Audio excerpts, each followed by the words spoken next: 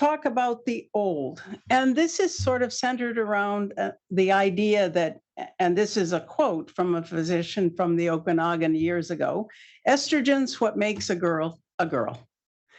And the ideas that I learned, and you probably learned as well, is that you can count on a regular menstrual cycle to be normally ovulatory, to make enough progesterone to release an egg.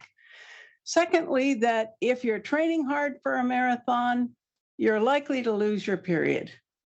It's a consequence of the heavy training, right? Are you agreeing with me? Okay. Menstrual cramps only occur in ovulatory cycles. This is it's over and over again in the literature. Okay. And finally, that perimenopause is basically the same as menopause, and it means that estrogen's dropping or low. Okay. All right. So we'll go on. I'm going to talk about a whole new way of looking at both those ideas and some others. So let's get started here. Well, I started working on this area because I was wanting to be an academic in endocrinology, and there were diabetes and thyroid and pituitary and adrenal experts already, and so I needed my own little niche.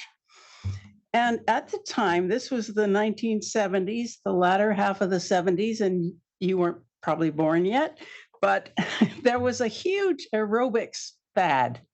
Everybody was doing some kind of exercise, and women were increasingly saying, I really want to run longer distances.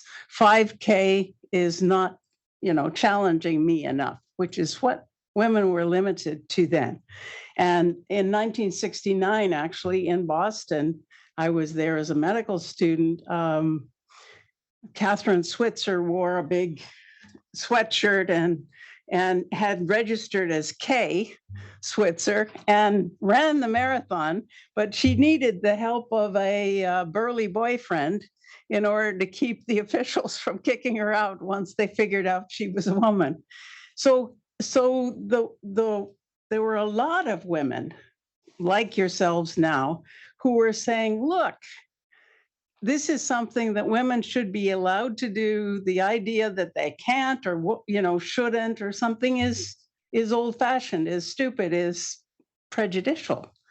And so I set out to try to figure out if these ideas about negative menstrual cycles happening if you exercised were true or not. And what I saw immediately was that the literature didn't adequately account for the whole person as they were training. So I said, I want to know, are they ovulating? Are they healthy weight? Are they a smoker? Are they stressed out of their minds already before they start doing this heavy exercise? And so enrolled a cohort of healthy women, 20 to 40 years old, who had regular cycles and then proved in 2 consecutive cycles that they were normally ovulatory. And basically, these were women who were non-smokers, who were normally ovulatory, and also who then went on to have, and we documented that they had a normal luteal phase length. In other words, at least 10 days after their egg was released, after progesterone level rose. And we simply followed those women over the year. Now, it happened that they were of different patterns of exercise at the baseline. We didn't dare call the ones that weren't training or weren't running sedentary. They were normally active. They played tennis on the weekend, they went swimming with their kids, that stuff. But there were some, like myself, I was actually in that study, who were running for fitness, not hard, not a lot, pretty regular. And there were others who were training.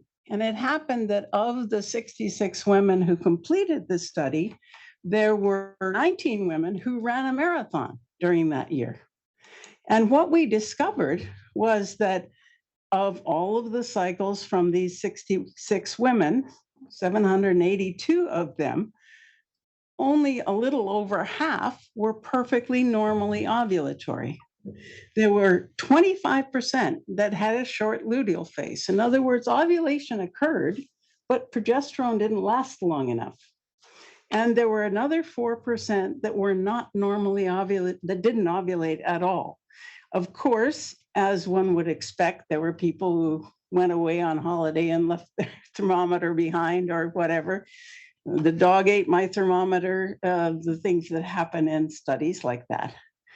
And there was no difference at all in the menstrual cycles or ovulation between those women who trained for and ran a marathon than there was between those women who basically were doing no hard exercise. Why? Because they started out being normally ovulatory, right? Okay. So, first of all, those women all had regular cycles. Well, 97.3% of them had cycles that were within the 21 to 36 days that was then considered the normal cycle length. Come on in, it's fine. So that proved really that regular menstrual cycles can be anovulatory, can have a short luteal phase. In other words, you can't use the cycle length to predict what's happening with ovulation. That's still a new idea. It is not accepted generally yet, but the evidence is pretty strong. So it also proved that marathon training itself doesn't cause amenorrhea. These women trained sensibly. They maintained their weight. They ate well. So women have been doing hard physical exercise for centuries. And the idea that it would suddenly make them infertile and et cetera, is just stupid. So here's the quote from the New England Journal of Medicine. The marathon training women had menstrual cycles and ovulatory characteristics similar to women in the other two groups. Okay. So what about this one? Menstrual cycles that are regular, that are menstrual cramps, only happen in ovulatory cycles. Actually, I don't know how, but I missed that dogma.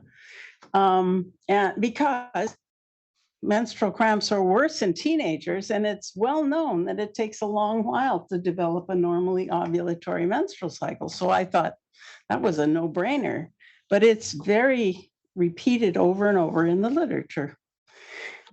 So using archive data from these 66 women, we asked all the women to keep track of their menstrual cycles and gave them a menstrual diary in which they could record things like flow and cramps.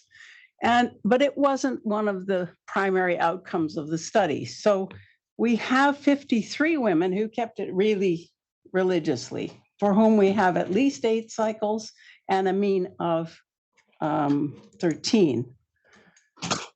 So what we did, and this is a woman who's now starting as an endocrine fellow this year, but she started this study as a medical student here.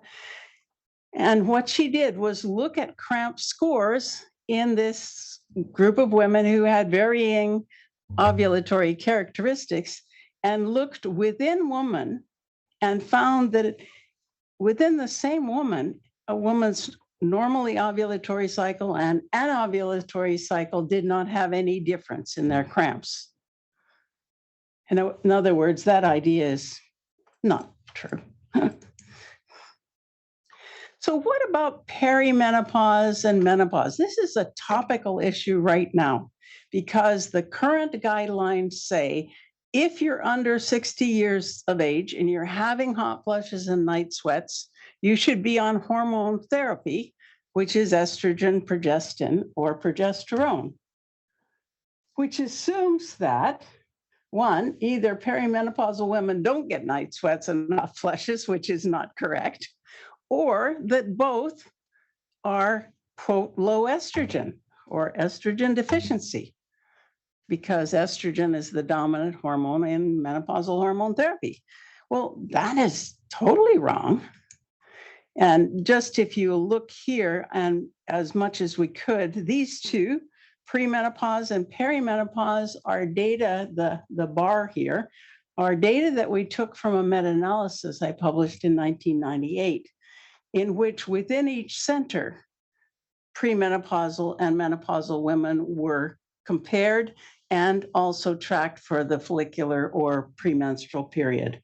So if this is the normal premenopausal menstrual cycle estrogen levels, which was what you probably should have done in your graph of the menstrual cycle just a minute ago, this is what's happening in women who are in perimenopause. The levels go extremely high for some women, and especially for those women who are symptomatic with night sweats and sleep problems. So I think you can easily see there's a big difference. So does it make sense that estrogen therapy would be helpful? I don't think so. And in fact, we just released the press release yesterday showing that progesterone is effective for perimenopausal night sweats. Okay, so that's the context we're talking about, and some of the things that just asking questions. What's the evidence? Does that make sense? How do we explain that? And that's what I hope you will do in your training, in your studies, because that's the only way we learn new things. So the next question is, why do some women, some cycles, have a short luteal phase or not ovulate? What's the cause of that? Well, I really spent a long time thinking about it. And finally last year, I decided, well, look, these are things that we call it hypothalamic functional, meaning emotional or stressful or something, amenorrhea. But I think oligomenorrhea, short luteal phase, and anovulation within regular cycles belong in the same bin as hypothalamic amenorrhea. It's just one is more severe than the other.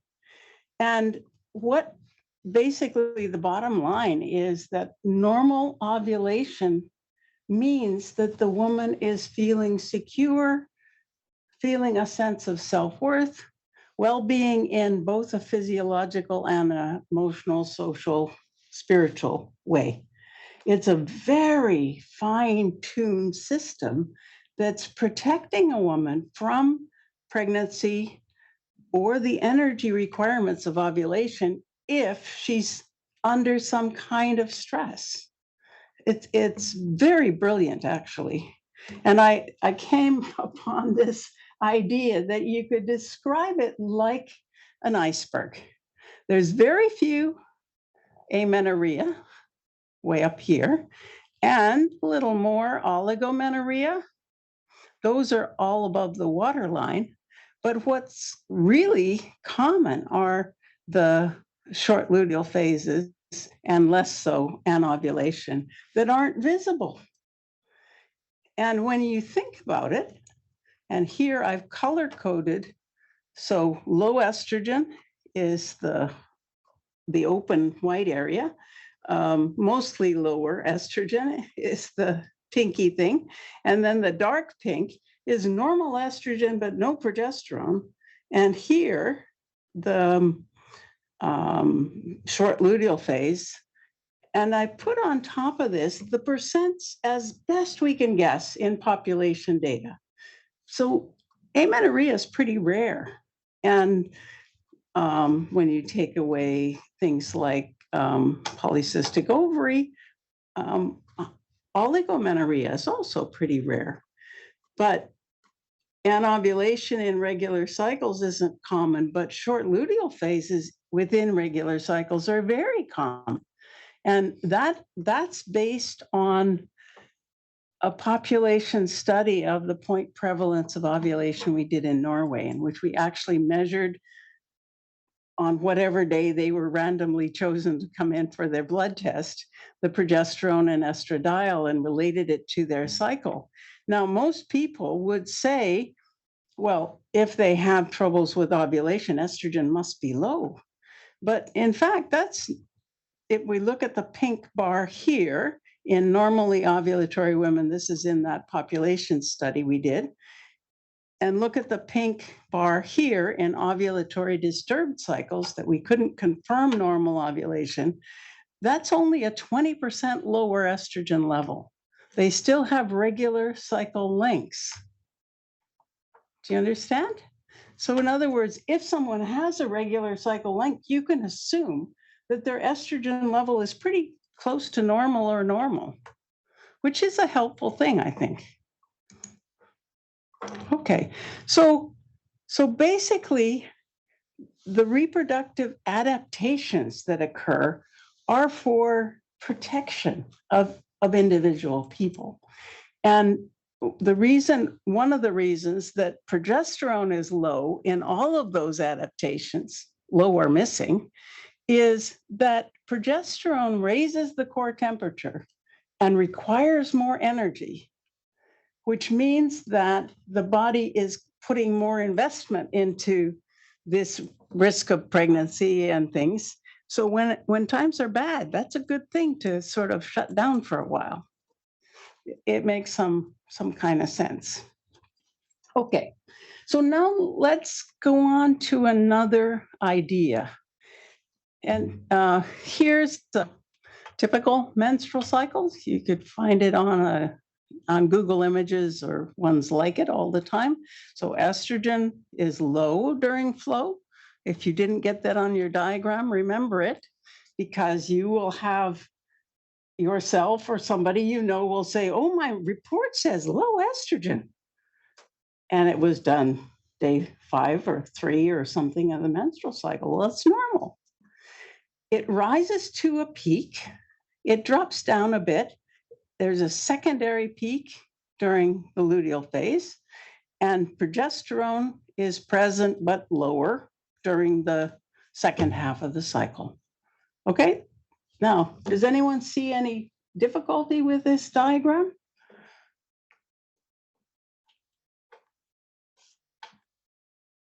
It looks very scientific and just fine to everybody. Come on, somebody. Yeah. There's no units. Exactly. The assumption is that estrogen and progesterone are in the same units. Are they? How many people are sure that they're in the same units? How many people are sure they're not in the same units? Okay, they are not. Estradiol is reported in picomoles, or in the US, picograms per milliliter, and progesterone is in nanomoles per liter. Nanomole is 1,000-fold bigger than picomole. Now, this diagram has units and its percent change from the baseline during the follicular phase.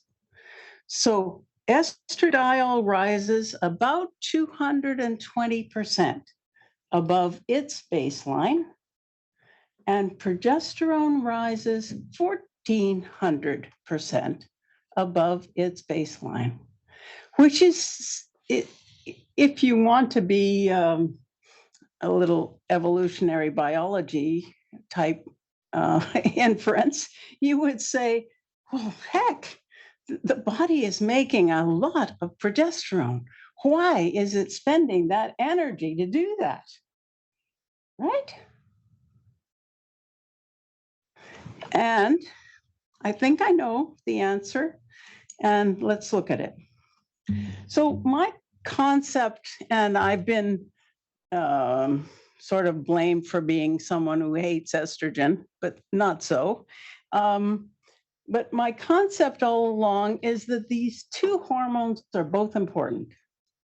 And as I did in this little diagram, they should be holding hands. They should be in balance. And why is that so? It's because they have different fundamental effects on the tissues. And there are tissues receptors for estrogen everywhere. And there are tissue receptors for progesterone everywhere. So estradiol is an extremely powerful growth stimulator. You can put it in any tissue, anytime, and it keep putting it there, and it will keep making that tissue grow. So there's a problem, though. Continuous growth leads to cancers and overgrowth, and it's not a good idea, except for economists, I guess. But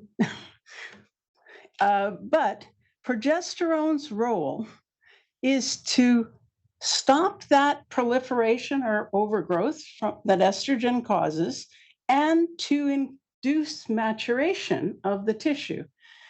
Now, there's a whole suite of different actions of estrogen and progesterone in different systems.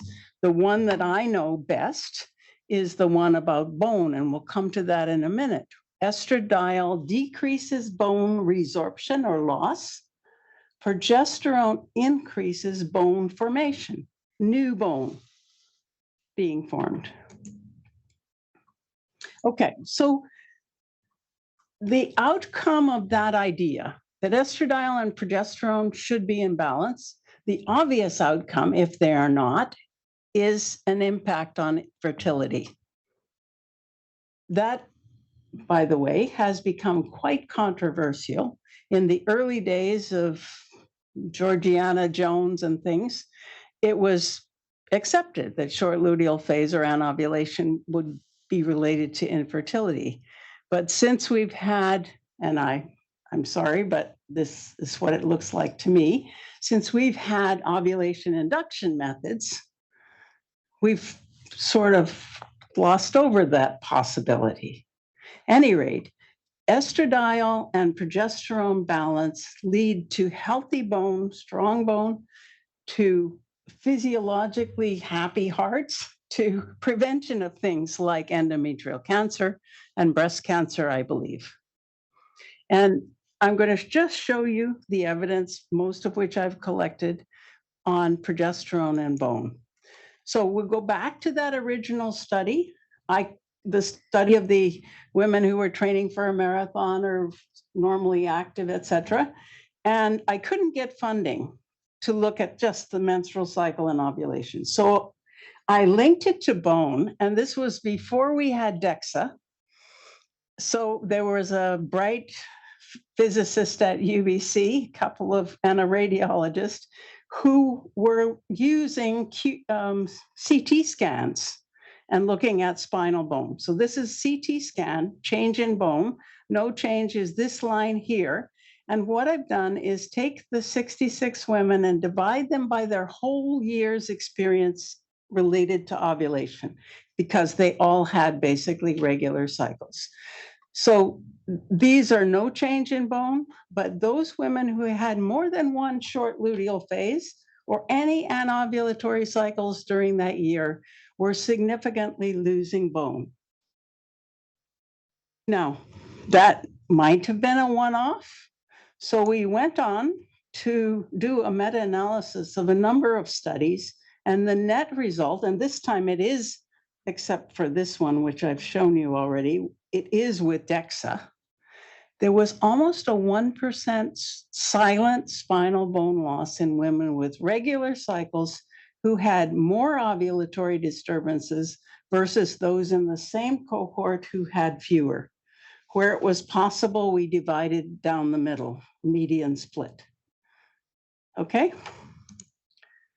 Now, again, that doesn't prove it. These are still associational studies. So we did a randomized double-blind, actually a 2x2 factorial design study in which we gave cyclic medroxyprogesterone, which is the progestin that sits on the osteoblast progesterone receptor. They were community dwelling women, and they had this whole suite of hypothalamic disturbances. They were normal weight, but they had amenorrhea, oligomenorrhea, short luteal phase. This sought as silent ovulatory disturbances with short luteal phase or anovulation, and they were stratified into 4 groups. The one group got active cyclic progestin, I should say, and calcium. The next group got active cyclic progestin with placebo calcium. There was a calcium only and a double placebo arm. So here are the results. This group got cyclic medroxyprogestin and calcium. This one got cyclic medroxyprogestin alone. You can see a bigger scatter here in the data. These were calcium alone, and it looked like it prevented bone loss overall, except for the odd exception. And women who were otherwise healthy but had abnormal cycles were losing about 2% of their bone if they had, these 4 abnormalities. So there was a highly significant effect of the medroxyprogesterone. 10 days of 10 milligrams a day was associated with a highly significant gain in bone, ANOVA of 0.001, which is unbelievable in a clinical study with only 61 women in it. I've wanted, and still needs to be done, to repeat this with cyclic oral micronized progesterone, and to give it for 14 days instead of 10. Okay, now the question is, what is it that we don't know now that we need to know? What's astonishingly missing in the whole field of women's reproduction, premenopausal reproduction? Anybody?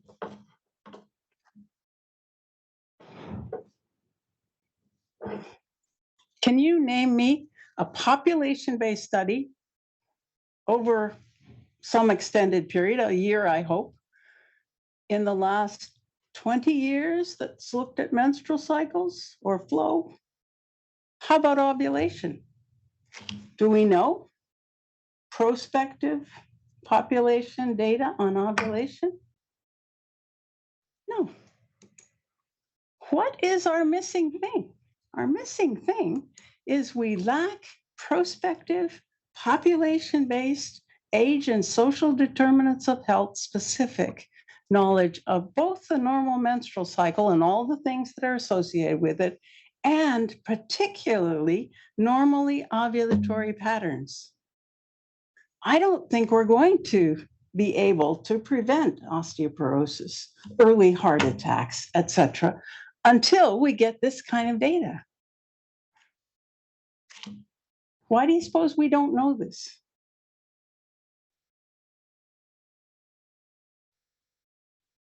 We're talking about the fertility and the health of half of the population. We don't know it because we don't care enough. And women haven't said, we need this. I mean, we know sperm counts up the yin-yang. We know a lot of things about other systems, especially in men, but we do not know this essential part about women's health.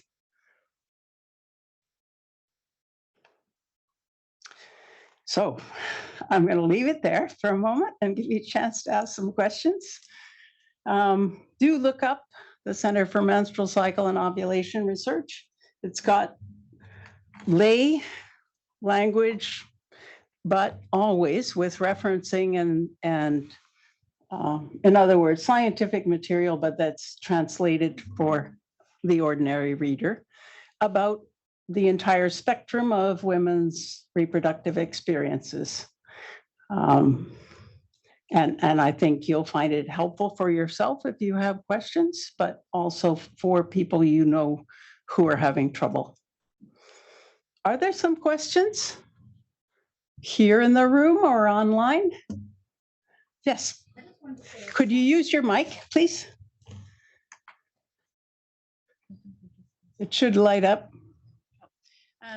Not so much a question, more just a comment. We're doing a study right now on potentially different protein requirements on follicular or luteal stage. And one of the biggest troubles we're having, and I actually had emailed someone from the SEMCOR team, is confirming which stage of the cycle the participants are in. And yes, like, are you doing the progesterone estradiol from saliva? Are you doing blood? And it's such a big difference. okay. Is it normal to this participant or is it normal to the rest of the population? So I just wanted more of a comment. Your point at the end of very, very good question. It's like trying to do any more research when you don't have those answers of this big gap is just so it's, I guess, comforting is not the right word, but to think, we're not just having a hard time finding it. It's not out there.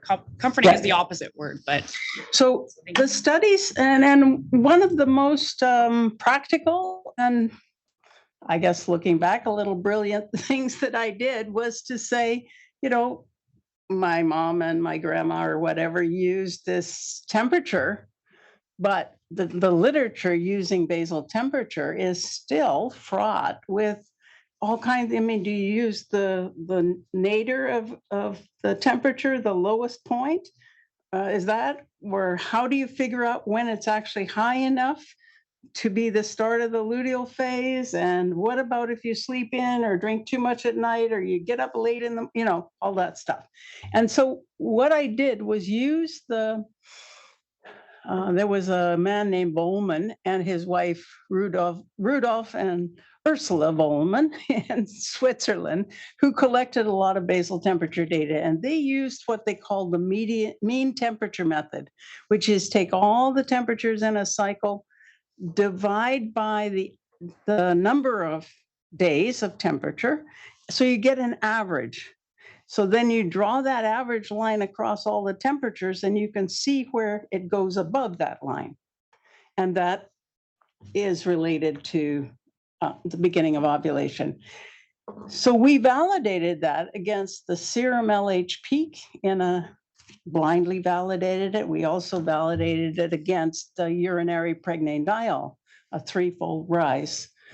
And we also developed a least mean square, which is a little more sophisticated. You keep doing 3-day running averages until you find a place that makes the biggest difference in two temperatures. So we developed a quantitative, woman-controlled, cheap, easy, simple thing. It does require women's conscientious doing it and recording it. And that's what I've used to develop all of these data, except for the study in Norway that was a single blood test. Good question. And most of the things that are coming out now about menstrual cycles and studies of menstrual cycles are, well, crap, because they use either the old-fashioned basal temperature method, which isn't reliable, isn't reproducible. Two different doctors, experts will call it differently, or they're counting. They're saying ovulation starts day 14. That's not human nature. That's not physiology. Or they're counting backwards. Everything in the last 14 days is ovulatory. Well, baloney it is. And so one of the things I've been working on, I'm on the ethics board, the clinical research ethics board, is to try to develop a consistent way of evaluating menstrual cycles that's valid. And in particular, often the studies will mix up women on the pill and women not on the pill. How can you do that? You cannot. Anyway, so good question. Other questions? Yeah. Online questions, Nicole? We do have some questions from online. Can you folks hear me okay? Yes. Okay. Yes. The first question is from Dana or Dana. What is considered a short luteal phase? Is cyclic progestin the same as or different from what is offered in bio-HRT? Okay, good questions. So the first one by the quantitative basal temperature method that I've been using, 10 days was what Rudolf Ullmann thought was too short. And in fact, he didn't see anyone who'd been having short luteal phases who then got pregnant easily. Okay, so I've used that same, I can't prove it, but that's what we've used for short luteal. The question about cyclic medroxyprogesterone is different because it's a synthetic progestin. The reason we used it is we didn't have oral micronized progesterone at the time I did that study in the 90s. And, but in so-called bioidentical hormone therapy, you would be using oral micronized progesterone. And just quickly, there's an article about cyclic progesterone therapy online on SEMCOR that's useful. And the dose that keeps the blood level of progesterone in the luteal phase range for 24 hours is 300 milligrams at bedtime. And that is higher than is usually prescribed or usually understood. But because oral micronized progesterone isn't absorbed totally well, and because it increases sleep, you have to give it only once a day. Okay. Are there other questions? Yes, Dr. Prior, we have 3 other questions. I'm actually going to invite these next folks to ask their questions in sequential order because we've realized we can actually unmute ourselves. Woohoo! Okay. So the first is Anisha, and then followed by Indea, and then EC. So we'll go in that order. Okay, go ahead. Anisha, you can go first. Hi, Dr. Prior. So I know we are talking about the premenopause phase and the ovulatory disturbances and the changes that happen in bone health and other things. Do we know what percentage role do these kind of things play in women's health versus what happens after menopause? Because it seems to me that people keep attributing all the problems to what's happening in perimenopause and menopause, like the heart disease, the cancers, and the bone health, but we're not accounting for what's happening in, age 12 to 50, maybe.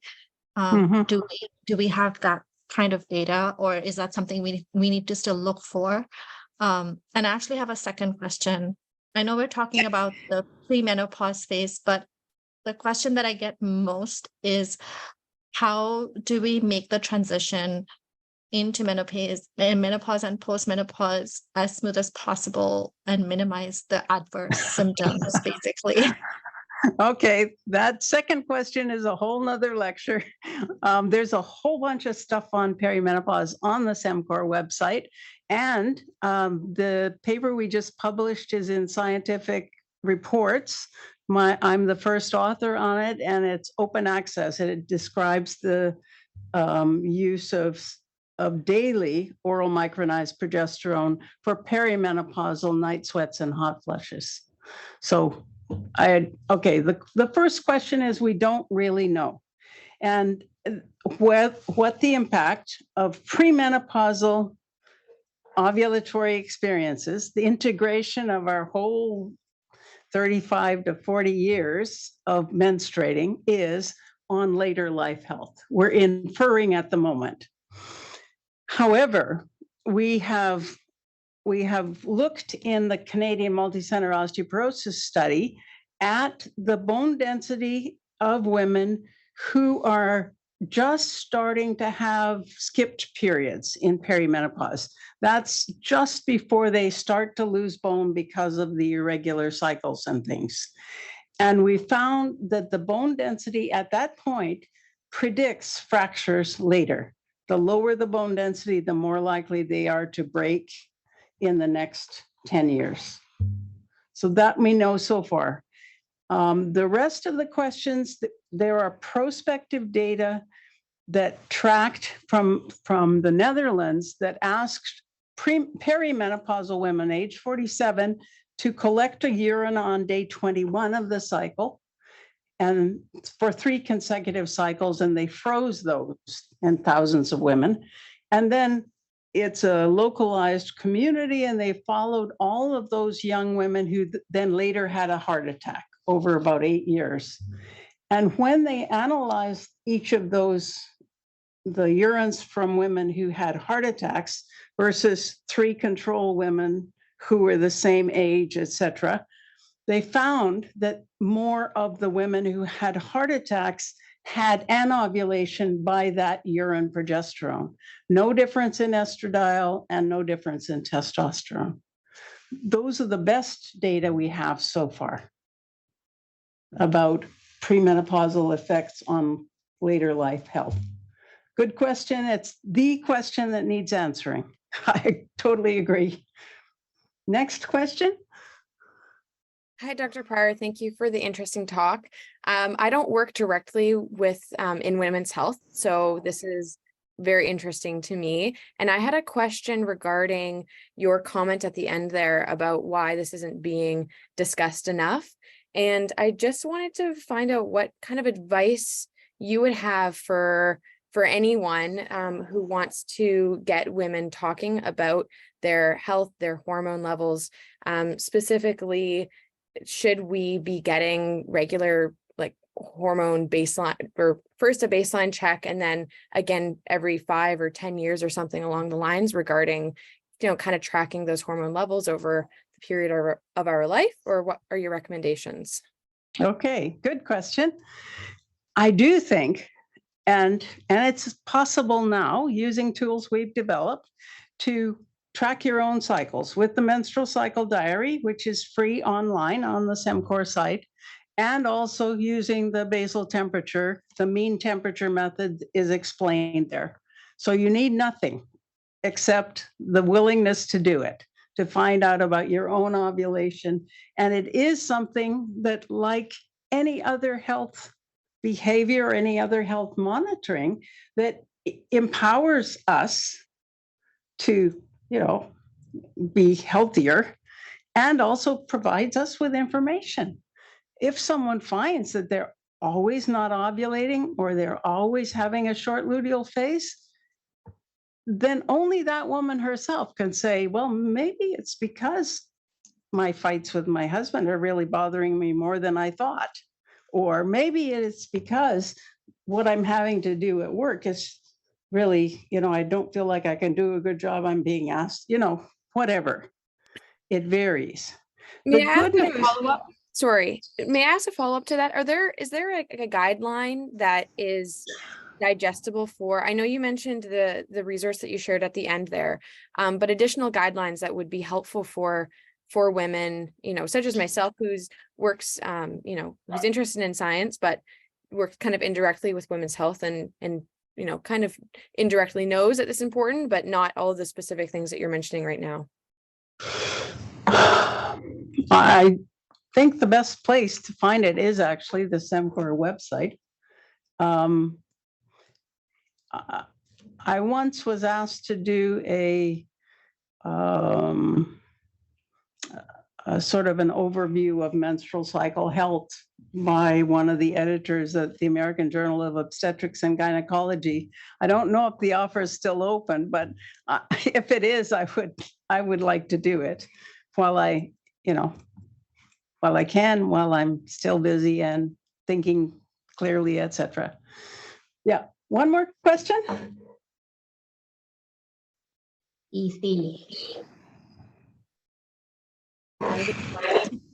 For this really fantastic talk. I work in women's health, and my question honestly is about what you shared earlier about anovulation and not ovulating being related to protection or environmental factors. As a Black woman, I'm curious, given that according to the CDC anyway, and just, I think even community level, that Black women are twice as likely to suffer from infertility than white women. And And so when I think about, things like weathering and toxic stress and, and racism, I'm just really curious about that correlation, or where I can do more reading about the research around just like some of the environmental protective, components of protecting. Yeah. Well, I totally agree with you that the social determinants of health are so tightly tied with ovulation that we must prove that in order to say it's just not okay in a public health system to have disadvantaged people like this. And I mean, I don't want you to go away thinking that anytime you're stressed, that it always happens, because the body gets very resilient after a while, but it takes a long while. I'm sure I didn't ovulate until I was in my 20s. But after that, I haven't exactly had a unstressful life. And I was able to plan my pregnancies, and I tracked ovulation from the 1980s on. And it was very consistent until I got into perimenopause. So we learn resilience by learning more about ourselves and figuring out what it is that's stressing us, or finding somebody to talk to about it. These things are simple in some ways, is finding out what you need and then asking for it. So it isn't like it's a technical fix or something. No, I hear that. And just to confirm, in terms of the anovulatory cycles, are you saying that the relationship with the causal component, at least that's kind of what you were alluding to, was that it's the body trying to protect itself, and this is as someone has already entered their I'm sorry, my brain this morning, but they're having cycles. Yeah. Yes, they're having cycles. Yeah. You're saying that Yeah. an ovulatory cycle can transpire even after beginning their cycle. Oh, yeah. If okay, that's and the research, or just at least like anecdotal information around that, is that in the that was up on that slide at that stage of the talk, or is there somewhere specific I could find more on that? There are prospective studies, experimental studies in monkeys. One that I know the researcher, and it was quite a good study. And they had 3 kinds of interventions. One was weight loss and enforced exercise in cynomolgus monkeys, and another was putting the cage of that monkey next to a strange monkey, somebody that they didn't know that was different, or between ones. And the exercise and the weight loss themselves didn't change ovulation. But when you add in the social stress of being next to strange monkeys, then they did have ovulatory disturbances. So these physiological, nutritional, exercise, like a famine, those kinds of things, like COVID-19. We showed 63% of women during COVID-19, a cohort of 108 women from the community, had non-normally ovulatory cycles. 63%. It's just astonishing. But that was the multidimensional stressors we were all experiencing. And most of those women, recover. And this is the beauty of it, that we do recover. Thank you so much. You're welcome. Let's quickly go over the quiz. Do we have time? Okay. So the expected menstrual cycle, I guess if you drew it with the proper units, would show a very small peak of estrogen and quite a big peak of progesterone. And I think every time you look at the menstrual cycle the next time, think about this, because it's a major fraud, if you will. It's misrepresenting something that's pretty key to us as women. So The quiz is asking about things, and the answers are basically based, if we have the data, on population data. So early age at the first period, which would be younger than 11, say, is associated with increased all-cause mortality in a large study in Norway. It occurs more commonly in those, and this is unpublished data that SAWEC and the group looking at transgender and lesbian girls observed in the BC high school survey. They had earlier menarche, and it may be because, in part, of the stress of stigma related to gender. Earlier age at first period is associated with significantly greater body weight as an adult. And a lot of people with early age at menarche are at risk of obesity. But it isn't associated with early development of normally ovulatory cycles or regular cycles, in contrast to what some people think. So I hope you got that one right. Menstrual cycles lengths that are usual, expected, and normal are 21 to 35 days. That's the current, although FIGO, the International Federation of Obstetrics and Gynecology, looked at all of the old data on menstrual cycles and said it should be 24 to 38 days. It's an important question to answer. The 28 days is a sort of median of data, but it's certainly, more variable than that. Can you predict that the cycle is going to be the same in anybody who's in their mid-reproductive range? No. Is it related to the whole cycle's progesterone exposure? No, but it is related to the whole cycle's estrogen exposure. And the shorter the cycle within that normal range, the higher the estrogen, and the longer the cycle within that normal range, the lower the estrogen. There's actually studies that show, for example, those whose average cycle length is 33 or 35 are more likely to have fractures, for example, just as an example. Okay. Normal length premenopausal cycles are predictably associated with ovulation, with preservation of bone mineral density, lack of fertility issues, lack of heavy flow or anemia problems, healthy lifestyle without stresses, all of the above? None of the above. Okay.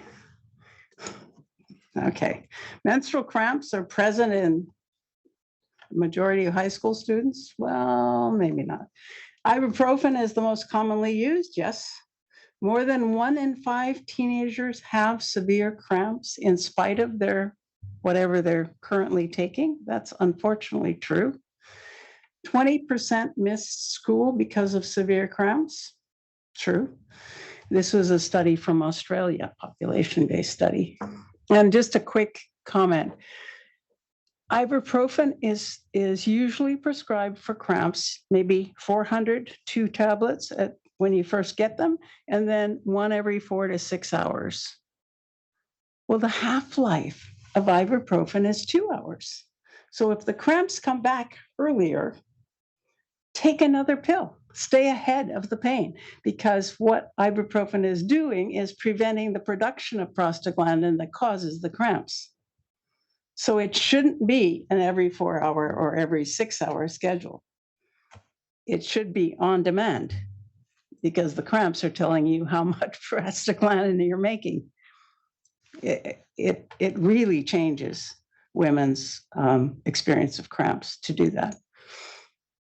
And by the way, that's been on the website since 2003. I've tried twice with WHRI to get funding to prove that, and haven't gotten funded yet. but it needs proving, and it will be proven. So perimenopause, the years before and 1 year after the last period, is a time of abnormal uterine bleeding. Yeah, if you call it unscheduled or unpredictable. Yep, heavier or lighter, characterized by heavy flow in a third of women. How many people knew that? Yeah. Usually it's blamed on fibroids, but fibroids are in the muscle. Only about 10% of them are even close to the lining of the uterus where they could cause bleeding. And there's evidence that they rarely do.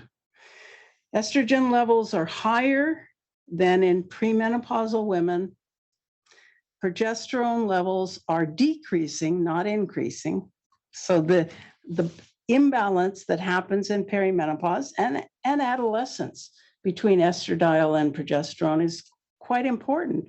And those are the two times in women's lives when they're most symptomatic, right? So answers A, B, and D. So in summary, are we ready? Okay. Regular cycles say nothing about ovulation and progesterone levels. Marathon training in ovulatory healthy women doesn't cause any different cycles or ovulation than in other women who aren't training. Menstrual cramps occur in any cycle type, not just ovulatory ones. And perimenopause means higher estrogen, and lower progesterone. The higher estrogen is based on a meta-analysis that I did and published in 1998, but it's still not recognized. Ovulatory adaptations, and it's important to think of them this way, not diseases, dysfunction, are related to stressors that are common within everyone's life. Estrogen-progesterone balance is necessary for optimal function of our hearts, our bones, our brains. We haven't even begun to scratch the surface. But for example, the QTC interval in the electrocardiogram is lengthened by estradiol and shortened by progesterone. I mean, you can think of many, many examples like that we don't even think about. Okay. And we have no population data on normal ovulation. So my dream is to develop a kind of test of normal ovulation that women could do during flow and that they could do every month, cost of a cup of coffee or something like that. And especially those women who are planning fertility in their 30s and trying to decide, should I take a promotion? Shall I, have the kid now? They need to know if they're ovulating normally.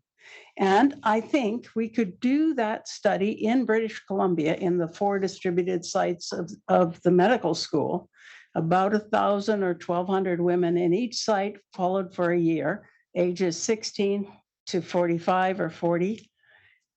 And we could learn so much that we need to know.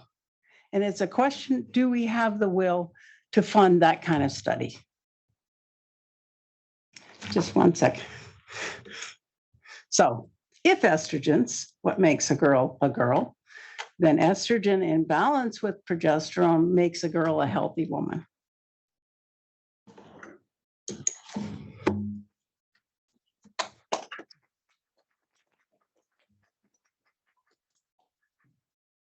Thank you so much, Dr. Prior. So I'll just end with the last slide here.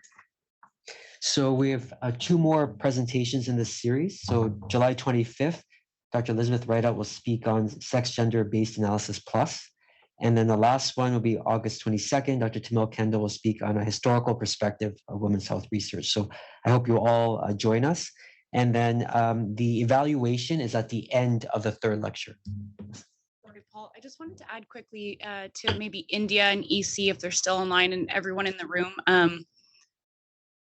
participating in research studies is some of the best knowledge I've gained from RDS and walk, like being a participant, because I think India was saying, how do I find out more about my own cycle and myself?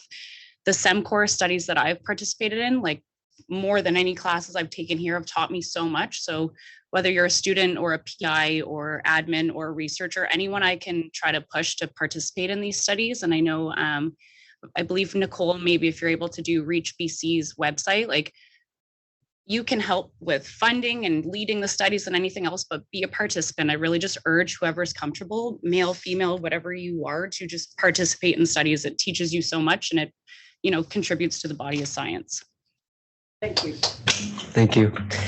So yes, the evaluations after the third presentation. So we really like to get people's feedback. It's the first time we've done it. So, areas of improvement, what topics people would like to learn about, etc. So thank you.